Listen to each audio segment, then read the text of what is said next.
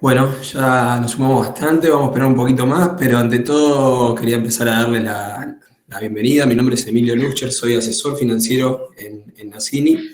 Queremos darle la bienvenida y agradecerle por estar participando en esta primer charla del ciclo de charlas de Nassini, espacios que potencian. La idea es poder acercar, bueno, distintas temáticas que sean de interés. El mes que viene vamos a tener nuestra segunda charla, esto es justamente un espacio, e iremos también cambiando los temas. En esta puntualmente vamos a estar presentando junto a la gente de AIPSA Más, una corredora de cereales también situada acá en la ciudad de Rosario. Vamos a estar presentando como temática actualidad local y global económica, y va a estar exponiendo para Nassini Nicolás Maggi, y desde AIPSA Más va a estar exponiendo Ignacio Lombardo.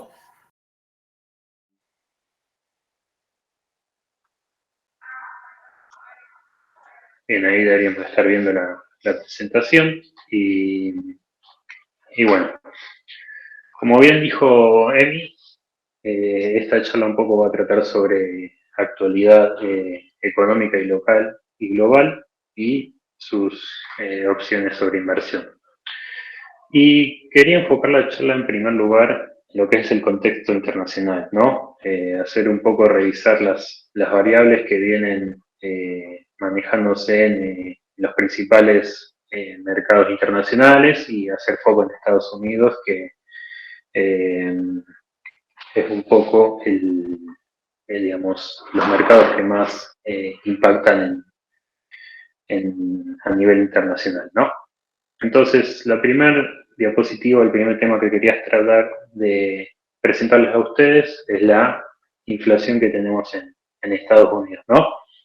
O cómo esa inflación viene creciendo durante los últimos 2 años y cómo está impactando de manera negativa a nivel internacional, ¿no?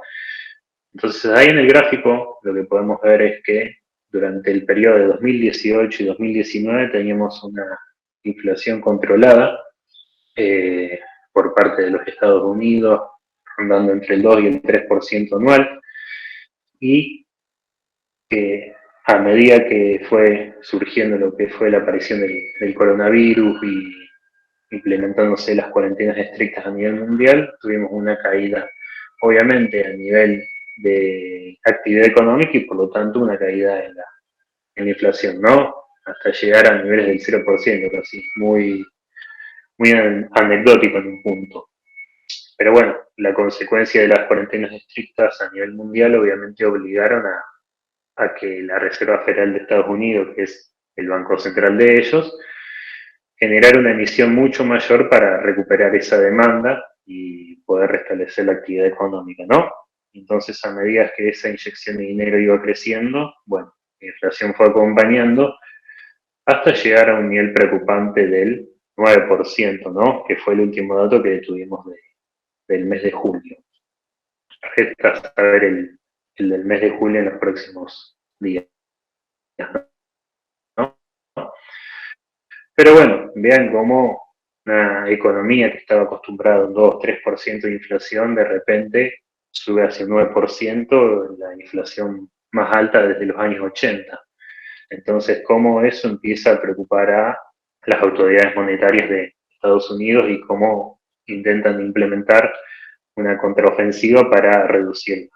Y de eso nos lleva a la próxima diapositiva, que es el movimiento de la tasa de interés de referencia que utiliza la Reserva Federal o la Fed, le podemos decir de manera abreviada, y cómo se venía comportando en los últimos 4 años, ¿no? Y entonces vemos que tenía una tasa promedio entre el 1,5 y el 2,5, oscilaba en ese rango, y ya en el último parte del 2019 comenzaba a desacelerar un poco y de repente con la aparición del coronavirus y la paralización de la economía mundial, bueno, decidieron llevarla al piso del 0%, lo cual pareció una medida lógica en principio, pero lo que no fue tan lógico fue que se mantuviera tanto tiempo deprimida la tasa en el 0% con una inyección muy fuerte de dinero, ¿no?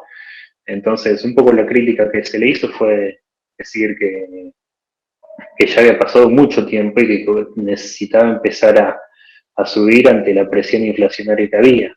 Entonces, bueno, la Fed lentamente empezó a subir la tasa a partir de este año, pero a la vez se dio cuenta que se había quedado muy corto, que había tardado mucho, y entonces tuvo que acelerar esta suba. Entonces vean cómo los picos comienzan a ser cada vez más rápidos y más elevados. Y en este pequeño círculo que les marqué en línea punteada, es la proyección que hace el mercado de cómo se va a manejar la tasa para los próximos año y medio, ¿no? Hasta septiembre del 2023, por lo menos lo que espera el mercado. Y el mercado de una tasa internacional que seguiría subiendo, haría un tope en el 3,5 y se mantendría en esos niveles por lo menos por un periodo de tiempo considerable, de unos quizás 6 meses, ¿no? Eh, Intentando aplacar la inflación y reducirla desde esos niveles tan altos como ese 9% que veíamos en la diapositiva anterior. Entonces, tenemos por un lado una inflación muy alta, muy fuerte, y por otro lado una Reserva Federal, un Banco Central que reacciona ante eso un poco tarde para algunos y que se mantendría alta por un periodo de tiempo de un año y medio. Pero ¿qué es lo que sucede? Si de repente tenemos una suba de tasas que se va a mantener alta, entonces, ¿cómo repercute en la actividad económica, no? Ya que una suba de tasas reduciría el crecimiento.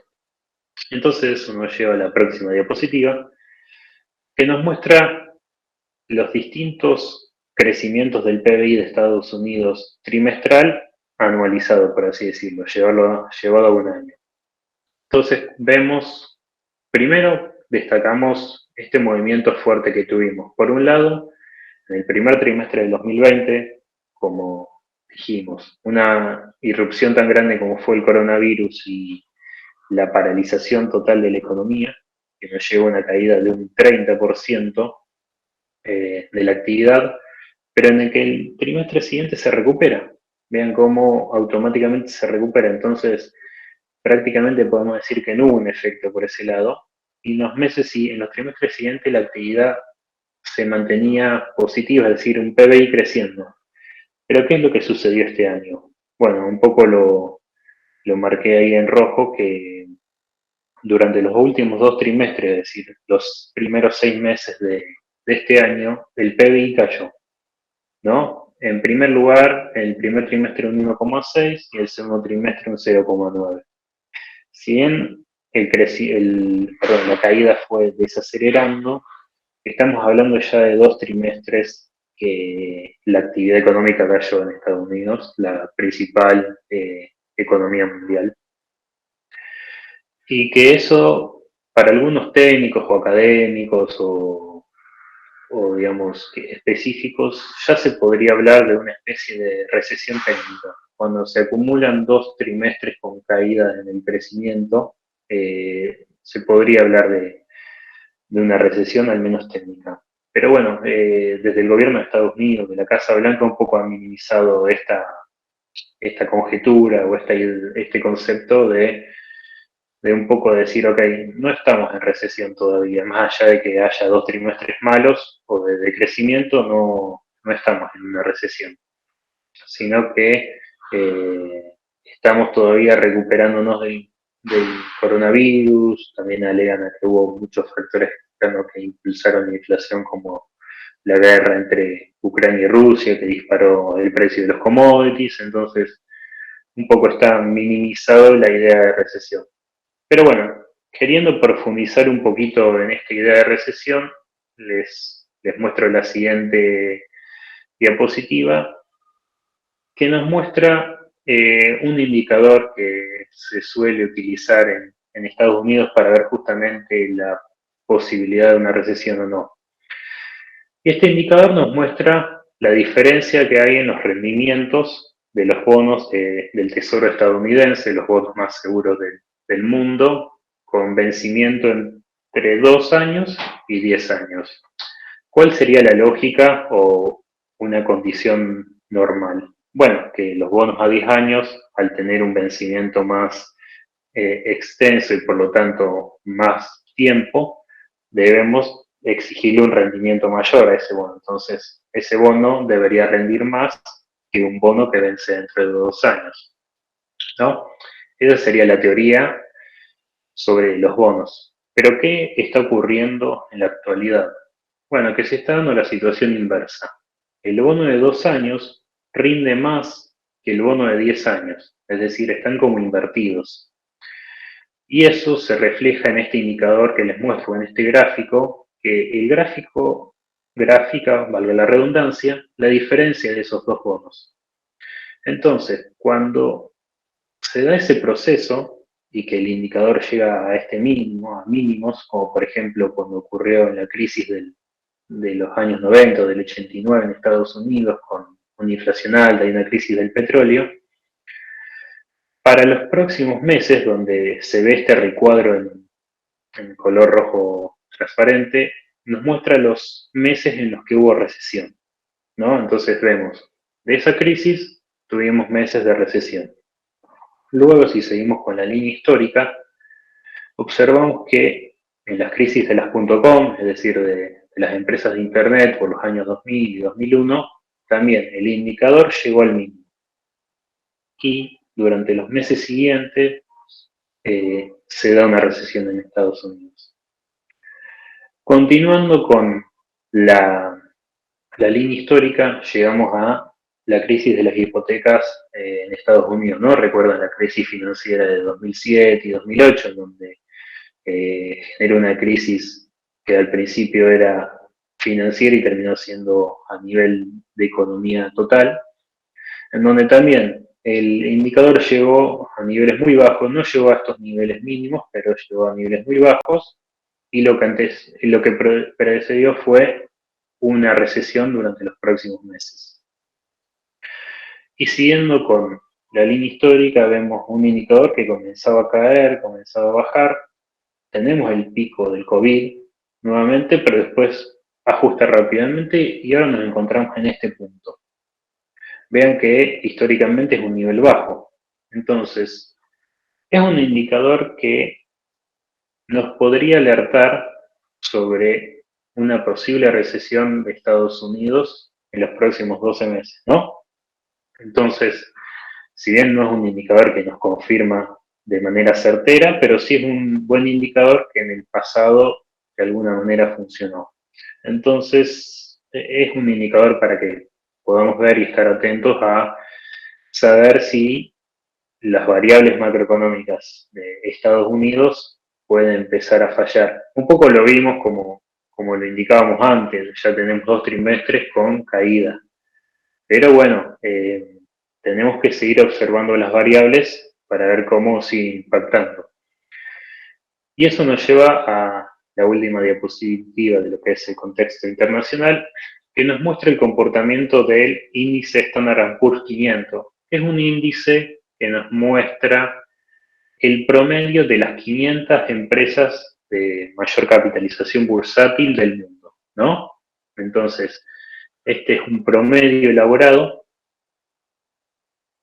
que se mueve similar a como si fuese el precio de una acción que cotiza en bolsa. Entonces, bueno, básicamente quería resaltar por un lado el movimiento muy ascendente que tuvo en estos últimos años y marcar movimientos puntuales, como por ejemplo el mínimo del COVID, es decir, cuando hablo de mínimo del COVID hablo de cuando se instauraron las cuarentenas más estrictas en los principales países, ¿no? Cuando hubo parálisis total de la economía, llegó a ese mínimo. Después tuvo una recuperación muy fuerte, en línea con lo que hablábamos de tener una inyección muy fuerte monetaria, que lo hizo subir hasta su máximo histórico en enero de este año. Y a su vez, después tuvo una caída muy fuerte y muy marcada hasta el 30 de junio de este año, es decir, los primeros 6 meses, una caída acumulada del 20%, ¿no? En este punto. Que es una caída que no se veía desde 1970.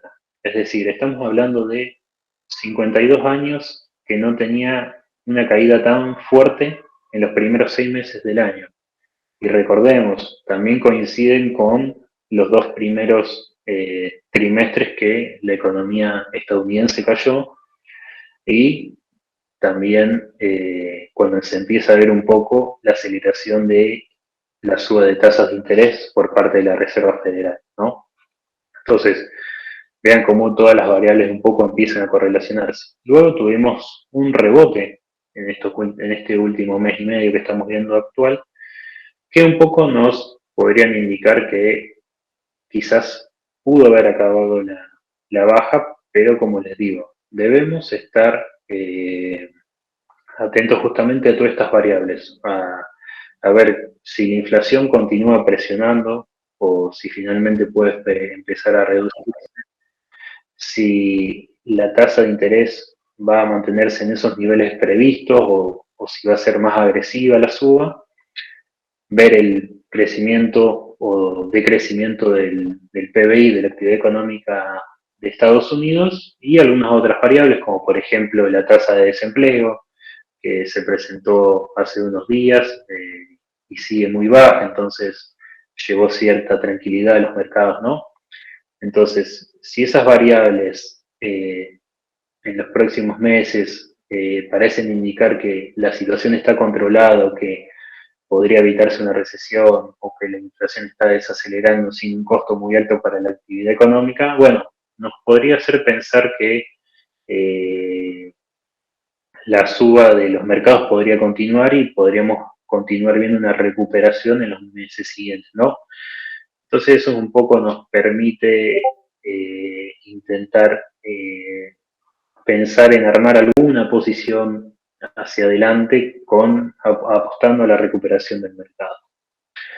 Así que bueno, ese era un poco el contexto internacional que querías marcarles y dejarles un poco esta idea de pensar en las variables, de cómo se viene moviendo y en caso de una mejora, el mercado podría empezar a recuperarse de una manera un poco más rápida, con más certezas de que la actividad económica ya tuvo su peor momento, ya pasó lo peor y de acá hacia adelante podemos ver una recuperación más estable. Bien, y luego vamos a pasar al contexto local, que es un poco que, si bien todos conocemos la situación que se encuentra el país, queremos poner un poquito en gráficos y en ideas lo que venimos viendo. Y el primer gráfico que les quiero mostrar dentro de este tópico son las reservas del Banco Central, que si bien todos venimos escuchando distintas noticias y comentarios sobre esto, lo que quería repasar era un poco de historia de las reservas del Banco Central.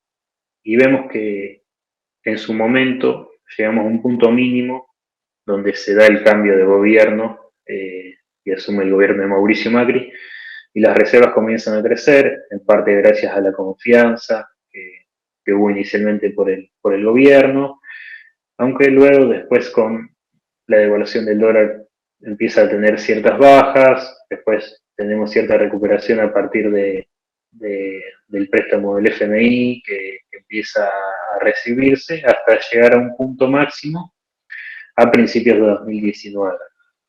Pero bueno, no fue suficiente ya que la confianza no se pudo recuperar del todo y comienza a decrecer lentamente hasta que eh, comienza a decrecer a partir de que en un año tan volátil como un año eleccional presidencial en Argentina, como todos sabemos, la idea de poder protegerse y estar resguardado en dólares siempre es una condición que se da en todos esos años electorales, ¿no?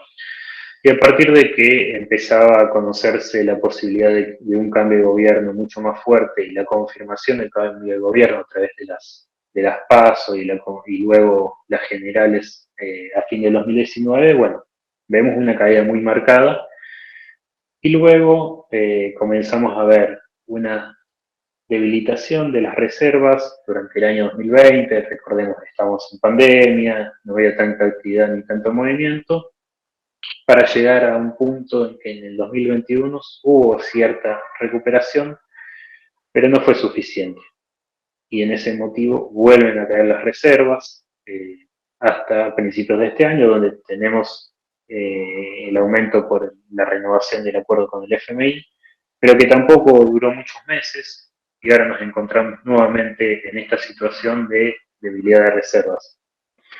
Entonces vemos que a pesar de ciertas medidas de renovación de un programa nuevo del FMI y demás, no alcanza y la debilitación de las reservas continúa y a menos que haya una mejora en las medidas anunciadas o una concreción o alguna señal más concreta que pueda darle la confianza que el mercado necesita, vamos a seguir viendo debilidad en las reservas en los próximos meses, ¿no? Y además recordemos que las reservas, por un lado, tenemos una demanda de energía que se está dando a partir de los meses fríos, de los meses de invierno, que se empeoró a partir de la disparada de los precios de los commodities a nivel internacional a partir de la guerra, mucha importación que se está dando a nivel local, entonces exigen la demanda de compra de dólares, una liquidación que si bien es récord, no está del todo incentivada como para poder mejorar las reservas y además una demanda de ahorristas que siguen presionando sobre el dólar solidario que se renueva mes a mes, ¿no? Entonces eso genera una debilidad en las reservas. El próximo gráfico va a mostrar, que es otro de los puntos fuertes o difíciles de la economía local, es justamente la inflación. Y estamos hablando en este gráfico de la evolución de la inflación interanual, ¿no? Es decir, cómo se va moviendo la inflación cada 12 meses. Entonces, si hacemos un poco de historia, tenemos un salto que se dio hasta 2016 con el segundo gobierno de Cristina Fernández de Kirchner. Luego tuvimos unos primeros años en donde la inflación baja a partir del gobierno de Mauricio Macri, pero que llega a un punto hasta 2017 y ahí comienza a subir, llegando a su máximo en un 57,50 puntos de inflación interanual, ¿no? Luego vemos esta pequeña caída, que fue la justamente desaceleración a partir de la actividad por la cuarentena estricta, pero una vez que los datos, que la economía se empezó a mover y que las cuarentenas se empezaron a liberar acá en Argentina, bueno, vuelve la actividad y por lo tanto la presión inflacionaria, llevándolo al 64% en lo que fue el mes de junio pasado, ¿no? Recuerden, esta evolución que les muestro es la inflación que se mide cada 12 meses y cómo se va moviendo a medida que se va incorporando un dato nuevo de inflación y se desecha el de 12 meses atrás, ¿no? Entonces como un promedio móvil de la inflación. Y vemos que está en el 64% y que va a seguir creciendo ya que esperamos un dato de inflación mucho más alto a partir de julio, que algunas consultoras privadas ya hablan de un 7,5% de inflación, sería el dato más alto de inflación para este gobierno, y que se espera una inflación alrededor del 90% para el año 2022. Entonces, bueno, como todos sabemos, no estoy diciendo nada nuevo, que la presión inflacionaria es muy alta y que esperamos esos números, o el mercado maneja esos números de un 90% y para este mes de julio va a ser un dato muy alto que se va a conocer este próximo jueves, pasado mañana, donde rondaría arriba del 7%.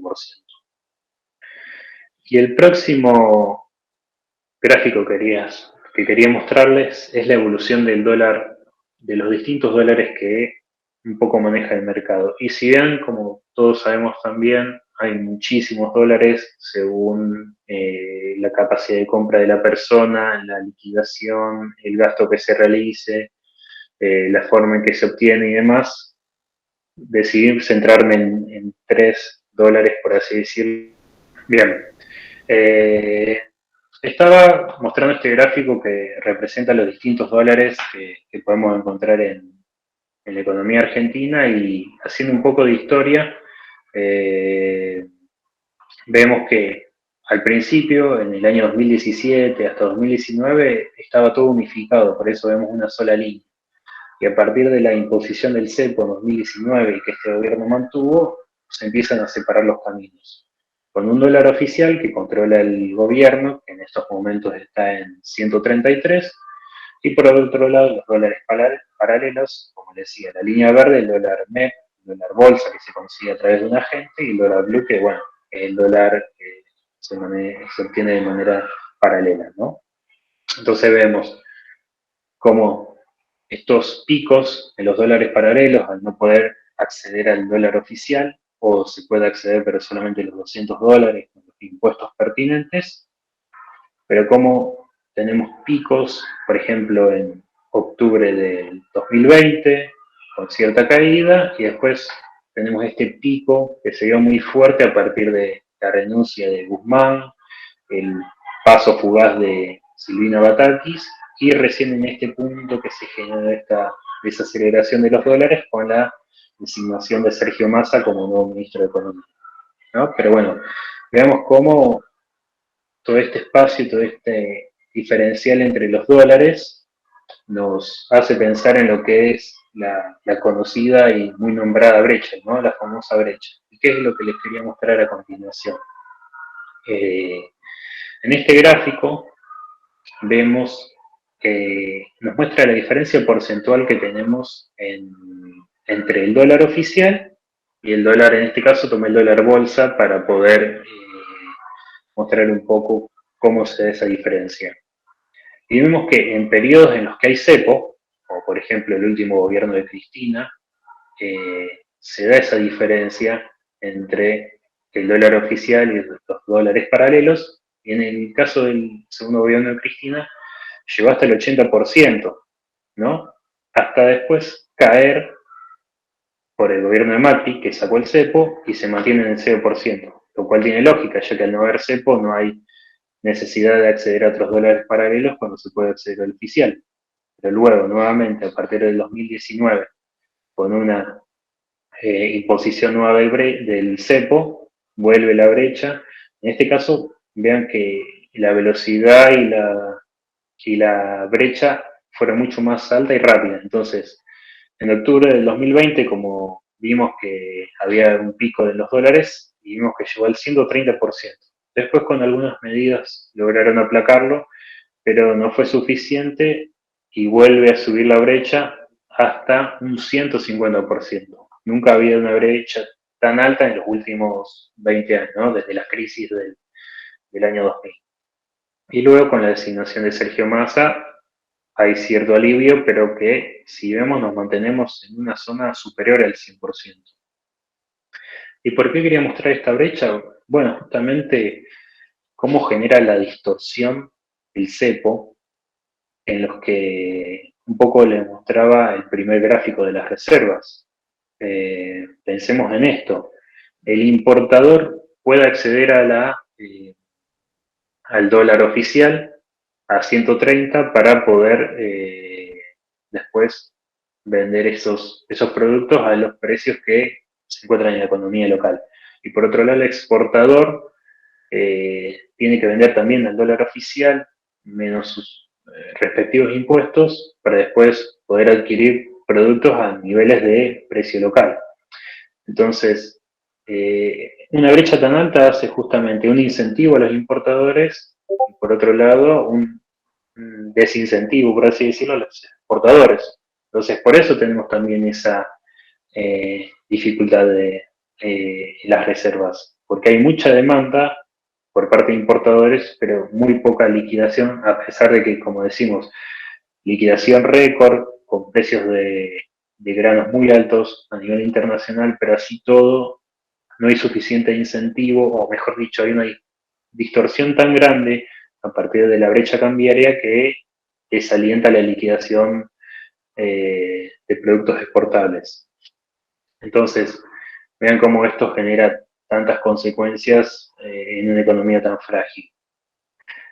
Y finalmente el último concepto que quería introducir en esta charla es un poco el riesgo país y mostrarle cómo se ha comportado en los últimos años, ¿no? Y vemos, por un lado, un riesgo país que sube mucho, llegar hasta 2.000 puntos a partir de la crisis económica internacional en el 2007 y 2008, y que luego eso, una vez que esa crisis pudo aplacarse y demás, vimos una tendencia bajista, una desaceleración, una caída del riesgo país hasta principios del 2018. Que eso eh, alcanzó el punto mínimo a principios de 2018 y luego con la desconfianza en el gobierno de Mauricio Macri y a pesar de las medidas tomadas, empieza a crecer cada vez más. Este salto vertiginoso en el riesgo país fue cuando en las PASO ya un poco se obtuvo la confirmación de que el próximo iba a haber un cambio de gobierno. Y este último salto fue cuando se dio la crisis con el COVID y se instalaron las cuarentenas. Después, esta reducción en el riesgo país se dio a partir de que se hizo una reestructuración de los bonos, ya que los bonos no iban a poder pagar si se hizo un intercambio por nuevos bonos. Y a pesar de eso, en los que se hizo un canje de bonos con menos impuestos a pagar y con plazos más largos de vencimiento, la tendencia siguió creciendo a partir de la fragilidad de las variables económicas del país hasta llegar a 2.500 puntos casi para lo que es este último mes. Entonces, a pesar de que hubo una mejora en los términos de pago de los bonos, en términos de plazos y de intereses, no hizo mucha diferencia y la situación tan delicada del país volvió a impactar sobre los activos, ¿no? Pero bueno, ustedes me pueden preguntar, ok, pero ¿cómo estamos en comparación con el resto del mundo? ¿O estamos tan mal? Y bueno, acá en este último gráfico les quería mostrar cómo están los rendimientos de los distintos países de los bonos en dólares a 10 años, ¿no? Entonces, tratando de homogeneizar todo y compararnos, en este caso yo incluí los dos bonos de Argentina que vencen en el 2030, uno de ley local y otro de ley extranjera, y vean que Argentina se encuentra entre el 35 y el 40% de rendimiento anual. Ok, ¿a quién tenemos cerca? Y bueno, tenemos Ucrania rindiendo por encima del 45%, un país que está siendo invadido y en plena guerra. Y en segunda instancia, ¿cuál es nuestro competidor más cercano, por así decirlo? Y bueno, El Salvador, que está incursionando con el Bitcoin como moneda de curso legal. Entonces, estamos en esos niveles de comparables y si nos alejamos ya un poco en términos de países que rinden cerca de un 15%, y por ejemplo tenemos Ecuador que está sufriendo una crisis inflacionaria muy alta, o Sri Lanka que si alguno tuvo la oportunidad de ver, su presidente tuvo que escapar del país ante una manifestación de la población multitudinaria. Y ni hablar si nos comparamos con nuestros vecinos latinoamericanos. Vemos que todos ellos con macroeconomías más ordenadas, sus bonos rinden cerca de un 5% y nosotros estamos entre un 35 y un 40%. Entonces, la situación es tan delicada y la confianza o la falta de confianza es tal que lleva a los bonos a estar en estos niveles muy, muy altos y muy, muy castigados. Así que bueno, ya un poco cerrando la presentación, te quería dejar algunas conclusiones sobre la dinámica que está teniendo tanto a nivel internacional como a nivel local, y un poco es, ante esta incertidumbre y volatilidad que es muy alta, tanto como le decía, a nivel internacional, con una inflación fuerte, posibilidades de recesión, una Reserva Federal un poco más agresiva en términos de tasa, lo principal es cuidar el capital, ¿no? Y armar una buena estrategia en base a lo que podamos ver sobre las variables. Más que nada, a partir de armar una buena estrategia, vamos a necesitar un buen asesoramiento. En este caso, Nacini ofrece un asesoramiento que nos permita, por un lado, tener una mejor comprensión de lo que es nuestro perfil de riesgo, es decir, en qué instrumentos podemos o no estar posicionados, y también qué horizonte temporal tenemos según nuestras necesidades.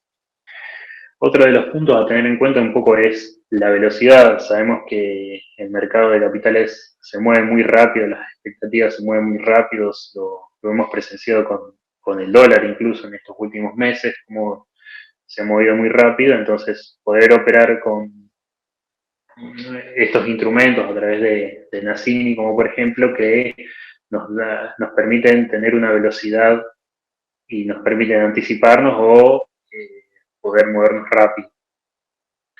Luego el mercado también nos ofrece tanto oportunidades para inversores individuales como personas físicas, pero también como empresas que necesitan alocar su capital por poco tiempo, tener una gestión de liquidez o de caja, ¿no? Entonces, también un asesoramiento con Nacini le permitiría tener una mejor manera de manejar esos fondos.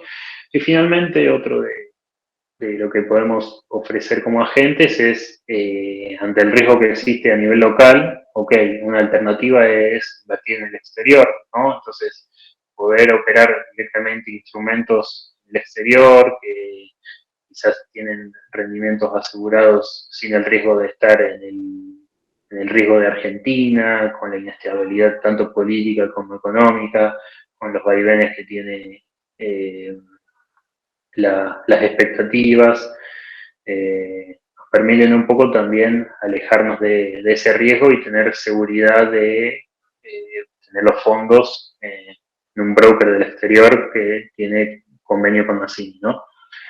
Entonces, bueno, les quería agradecer por el tiempo. Hasta acá llegó mi presentación, así que bueno, muchas gracias a todos y los dejo con Emi que continúa. Bueno, Nico, muchas gracias a vos, muchas gracias. Le vamos a dar paso ahora a Ignacio Lombardo de IPSA Más, corredora de cereales que está ubicada acá en la ciudad de Rosario. Nos va a dar un poco la visión de este sector, de la economía, del agro y algunas opciones también del sector para la coyuntura. Ignacio, ¿me estás escuchando? Sí, primero voy a arrancar con una breve introducción y después va a seguir Ignacio. Dale, Karina.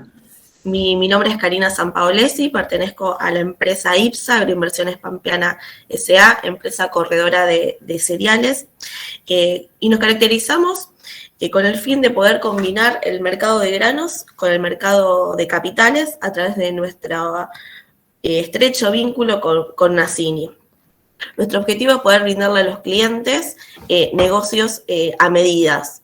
Para eso hoy vamos a estar contándoles cómo poder armar herramientas que los protejan ante las bajas o las subas de precio, combinando algunas herramientas que les puedan ofrecer mejores recursos a la hora de la toma de decisión de fijar un precio, cubriéndose a las bajas o pudiendo alcanzar ganancias antes las sumas. Para eso Ignacio Lombardo, que es mi compañero en la mesa de negocios, le va a estar contando las distintas estrategias. Bueno, buen día, gracias por la conexión, gracias Nico por la presentación y Karina también por la presentación que nos compete en este punto a IPSA. Como les adelantó Cari, les voy a estar hablando un poquito de lo que son las coberturas agro. Ahí voy a compartir una pantalla. Vamos a ver si ya estoy habilitado. Compartir.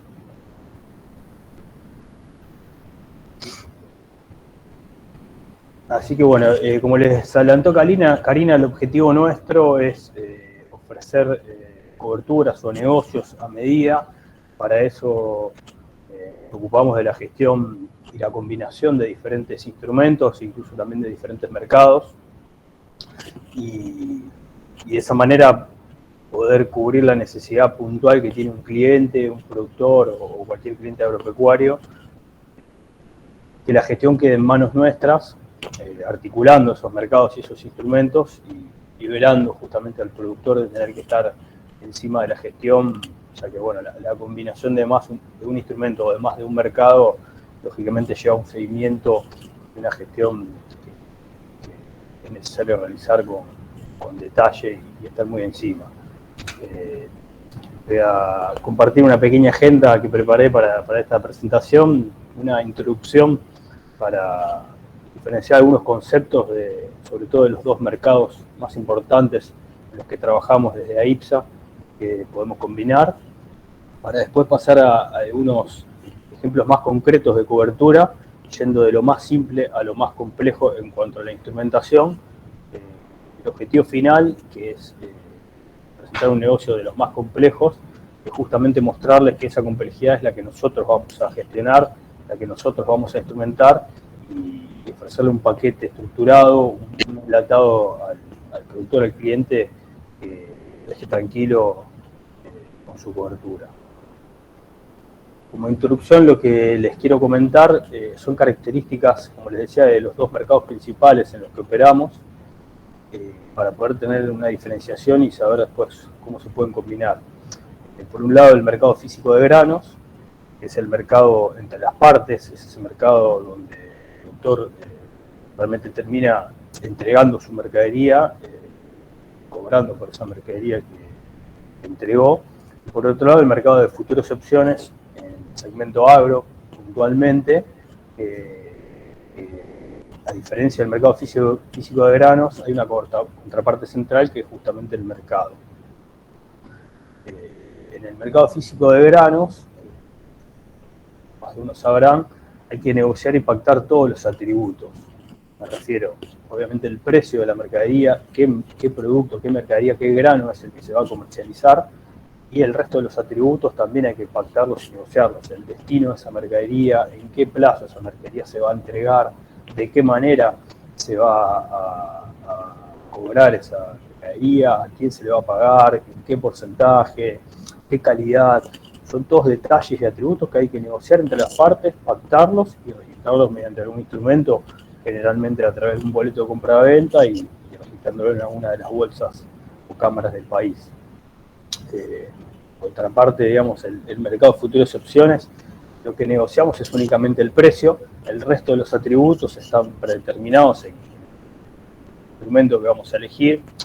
Teniendo como ejemplo, si nosotros quisiéramos vender soja mayo para 2023, el mercado de futuras opciones, con solo posicionarnos en soja mayo 2023, vamos a negociar el precio y la cantidad de contratos. El resto de los atributos ya están predeterminados en el reglamento justamente de ese instrumento.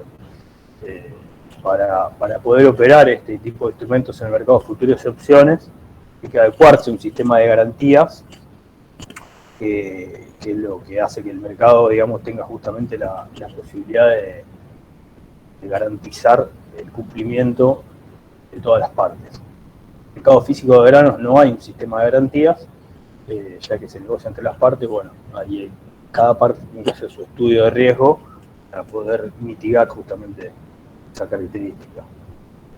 En este mercado físico de granos siempre implica una entrega de granos, o sea, siempre en algún momento que se hace un negocio va a llegar un momento en que ese grano y esa cantidad negociada se va a entregar. Los tipos de negocios del mercado físico de granos, bueno, puede ser un forward, que es un negocio que se hace para entregar a futuro, puede ser un negocio disponible para entregar en este momento, pueden ser negocios a precio, pueden ser negocios con precios a fijar, bueno, donde pueden ser canjes, seguramente todos los conocen bien. En el mercado de futuras opciones puede haber entrega de granos o no. En el caso del segmento agro da la posibilidad de llegar a una entrega de esos granos, pero no necesariamente, se puede cancelar anticipadamente sin llegar a la entrega. Por ejemplo, son los futuros, put o los call, que serían las opciones.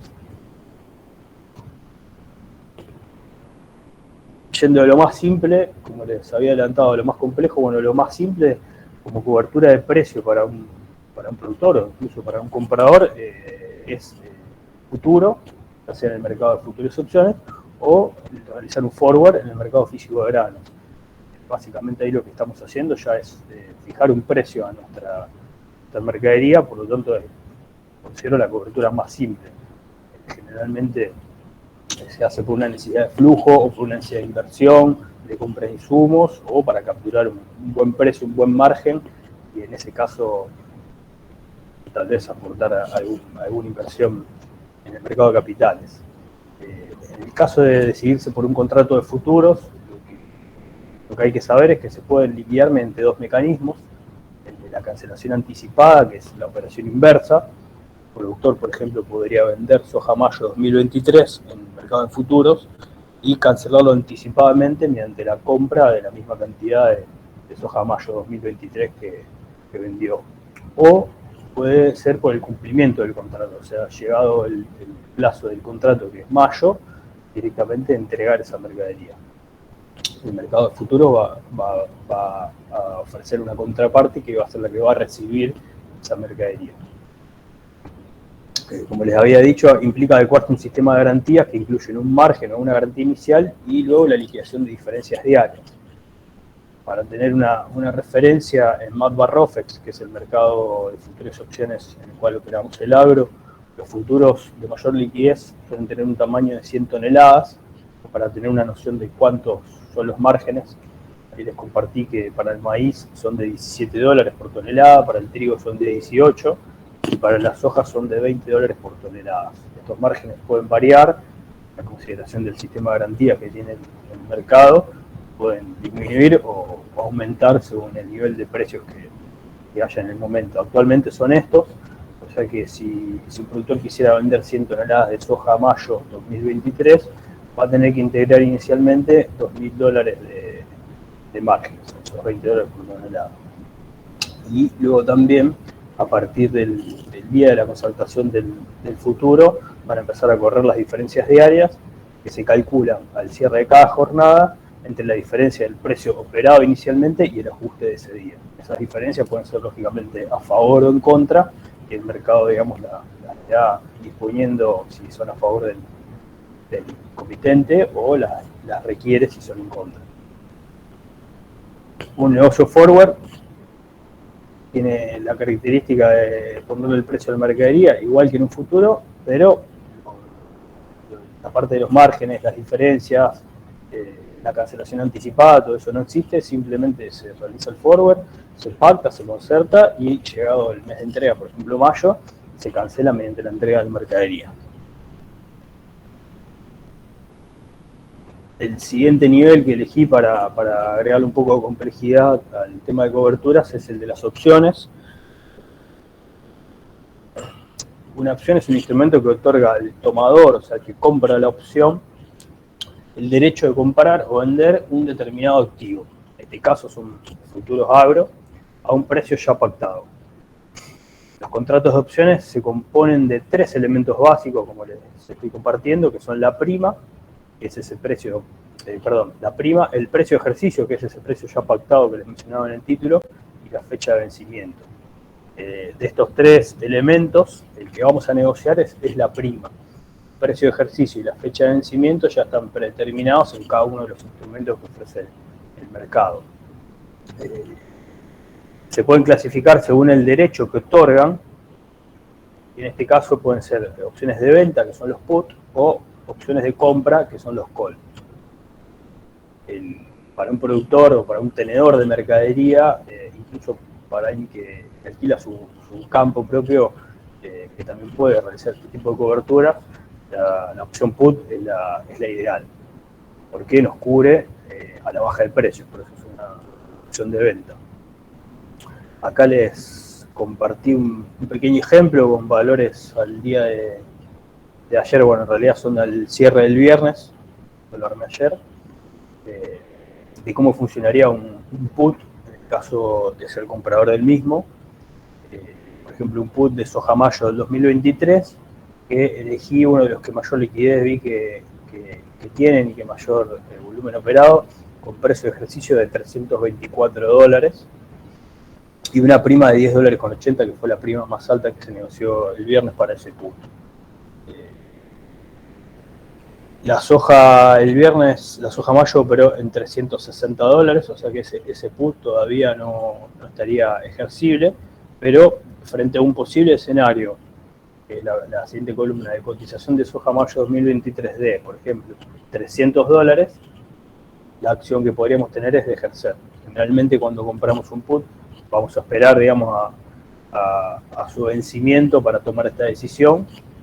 No tiene sentido ejercerlo anticipadamente porque el mercado puede tener un rebote y capturar mayores precios, que es lo interesante de la herramienta, ¿no? Nos pone un piso, nos asegura un piso y un mínimo de venta, en este caso es el precio de ejercicio, pero nos deja abierto a que si el mercado sube, nosotros dejamos expirar ese put, como muestran los siguientes dos escenarios, lo dejamos expirar y capturamos todo el precio vendiendo la mercadería a la cotización actual, ¿no? Puede ser $350, $400, todas las cotizaciones que estén por encima de nuestro precio de ejercicio nos van a dejar expirar el put y acceder al mercado directamente que esté cotizando. En el caso de tener que ejercerlo realmente porque llegado el momento del vencimiento, la soja mayo está operando por debajo del precio de ejercicio, nosotros vamos a aprovechar este derecho que tenemos de vender justamente un futuro de soja mayo a 324, o sea, a $24 por arriba de la cotización del momento. ¿Cómo se hace eso? Bueno, mediante una orden se ejecuta el ejercicio de la opción a través del agente, en este caso Agroinversiones Pampeana, por su condición de agente de negociación, opera en el mercado de futuros, y es lo ideal porque este tipo de segmentos agro nos da la posibilidad también, al ser corredores de cereales, de pasar a un momento de una instancia de entrega. Entonces, como les decía, mediante una orden a la gente en el mercado da justamente la orden de ejercer esa opción a un precio de venta de $324. Como consecuencia de ejercer la opción, vamos a quedar vendidos en ese futuro a $324. Ahí tenemos dos caminos. Podemos entregar la soja, ese futuro, y cobrarlo entregado a esos $324, en cuyo caso el resultado final va a ser ese precio de ejercicio menos la prima de $10.80 que habíamos mencionado, llegando, bueno, ahí el resultado final de 313,20. El otro camino que podríamos elegir sería el de cancelar ese futuro vendido que se generó a través del ejercicio de la opción mediante la compra del futuro, esa cancelación anticipada que les mencionaba en la introducción. En este caso, el mercado, como está operando en $300, nosotros vamos a comprar ese futuro obteniendo la diferencia. Esa diferencia se la vamos a sumar después, a lo mejor a una venta en el físico, para entregar nuestra soja realmente, tal vez en otro operador, tal vez en otro destino, en otra condición diferente a la que nos da el mercado de futuros, cobrar los $300 y sumarle esa pequeña ganancia, el resultado es el mismo, ¿cierto? Acá siempre ya están restadas las primas. De esa manera, bueno, vemos que nos cubrimos a la baja, el mercado bajó, nosotros aprovechamos el precio que hemos operado mediante el put. Finalmente, y acá es donde nosotros queremos hacer un poco más de foco en nuestros servicios, que es poder estructurar o combinar dos o más instrumentos y formar un solo paquete, un solo enlatado que el productor lo reciba como un único negocio, no tenga que gestionar todos los detalles y todas las combinaciones, toda la administración y el back office que llevan estos instrumentos, y no directamente ocuparse, digamos, de lo que el productor justamente se ocupa mejor y sabe hacer, ¿no? Que es la producción de la mercadería. En este caso, bueno, yo les voy a comentar un ejemplo de uno de los estructurados o enlatados que nosotros ofrecemos y que este año estuvieron funcionando bastante bien porque tuvimos precios con mucha volatilidad y sobre todo muy al alza, el agro. Así que este es un enlatado o un estructurado que le llamamos forward más seguro de precio. como introducción o como marco teórico, les comento que la combinación de un futuro vendido más un call comprado se llama put sintético. Nosotros lo que hacemos mediante este negocio, este instrumento, es digamos, replicar ese put sintético, pero en lugar de utilizar un futuro vendido, hacemos un forward. O sea, implica la entrega de la mercadería, por ejemplo, soja mayo, y le agregamos un seguro de precio.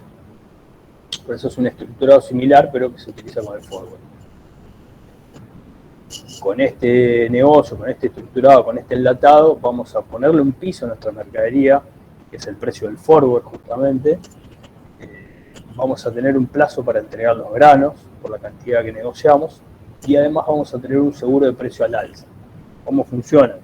Se pacta un negocio forward, que implica la entrega de la mercadería, como les había dicho, y se le bonifica al vendedor del grano un call. Este call va a funcionar como un seguro de precio al alza.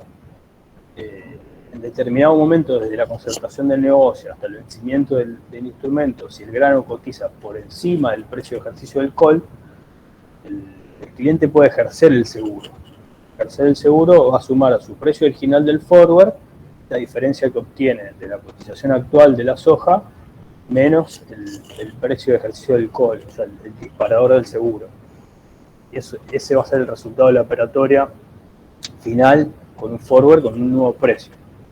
O sea, el precio original más esta diferencia o este resultado que obtuvo con el seguro.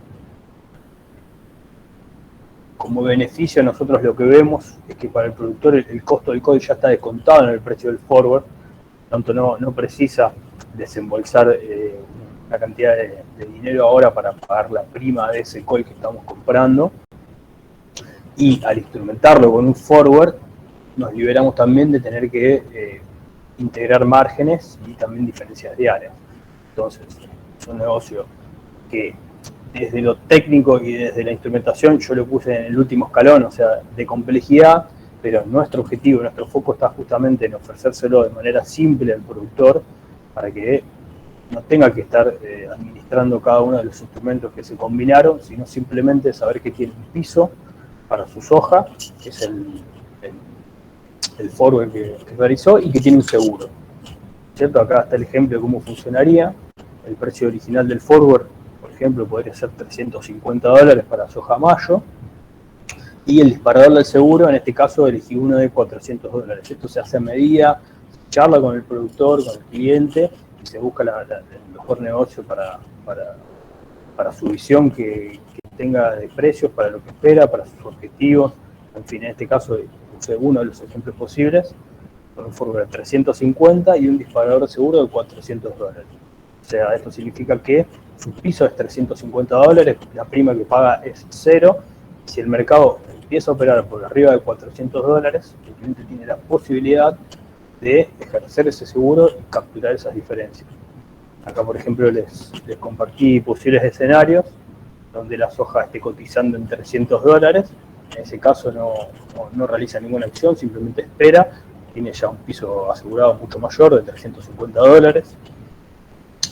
Si el mercado operara en 380, que está en esa ventana entre su piso y el disparador de seguro, tampoco tiene posibilidad de ejercer ninguna acción, simplemente debe esperar a ver si el mercado le da una chance de seguir subiendo. En el caso de que el mercado opere por arriba de los $400, por ejemplo $415, puede ejercer ese seguro y obtener esa diferencia de $15 entre la cotización actual y el disparador del seguro, llegando así a un precio final de forward de $365. Ahí ven que el forward original de $350 ahora se vio incrementado en $15 por un movimiento de mercado que pudimos aprovechar por el seguro. También les aclaro, o vale la aclaración de que, por ejemplo, si nosotros hiciéramos este negocio por 10 camiones de soja, 300 toneladas, con el seguro de precio, el productor podría ir ejerciendo cada 100 toneladas según el escenario que esté viendo en el momento y que esté proyectando para el futuro. Entonces, por ejemplo, podría ejercer por 100 toneladas a los $415, capturar $365 finales para esas 100 toneladas, pero si el mercado le da una nueva chance de alza de precio, volver a ejercer las otras 200, por ejemplo, a $430, obtener $30 de resultado y llevar un forward por 200 toneladas a $380, o sea, $30 por arriba del precio original del forward. Este es un ejemplo que lo usamos este año particularmente con maíz, por ejemplo, funcionó bastante bien. Ahora lo estamos empezando a operar para soja del año que viene. Creo que es un buen puntapié para empezar a hablar de tipos estructurados, este tipo de enlatados que podemos ofrecerles combinando dos o más instrumentos, combinando dos mercados, por ejemplo, como es este caso, el mercado físico y el de futuro. Así que bueno, sé que tal vez fue un poco rápido, pero era el tiempo que tenemos, así los podemos liberar para seguir con la jornada. Y quedamos a disposición junto con Karina para todas las consultas que quieran presentarnos. Ahí están nuestros correos, pero podemos compartirles también Bueno, Ignacio, muchas gracias. Ahí me dice Cari que lo dejó en el chat a los contactos. Así que bueno, es un tema que da para charlarlo, consultarlo y realmente armarlo a medida de cada producto. Las posibilidades son muchas, hay que elegir la adecuada. Bueno, Ignacio, muchas gracias. Muchas gracias, Karina, también, los dos de AIBSA, y a vos, Nico, primer orador de la charla, el primer encuentro. Así que la charla se va a estar subiendo a YouTube y también les va a llegar por mail el link si quieren repasar algún tema. Y lo vamos a tener al tanto de nuevos encuentros. Así que muchísimas gracias por la participación. Que tengan buen día.